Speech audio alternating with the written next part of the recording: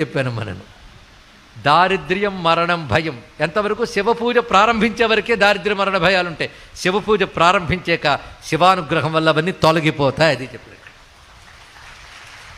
శివుడు ఎలా తొలగిస్తాడు? ఏ ప్రారబ్ధం వల్ల ఇవి వచ్చాయో ఆ ప్రారబ్ధాన్ని రెక్టిఫై చేస్తాడు ఆయన ఇక్కడ.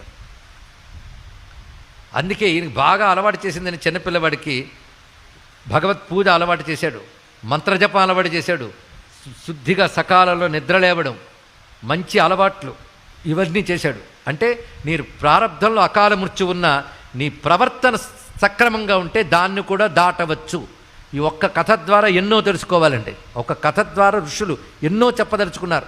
ఒకవేళ ఎవరైనా ఇక్కడ శ్రద్ధగా విని ఉంటే ఈ కథలో ఎన్ని సందేశాలు చెప్పామో పాయింట్ వేసి రాసి చూపించగలిగితే వాళ్ళకి శివుడే గొప్ప డిగ్రీ ఇస్తాడు. నేనే చెప్పను. ఒక్కొక్క దానిలో ఎన్ని సందేశమో కనుక నువ్వు చక్కగా ప్రవర్తిస్తే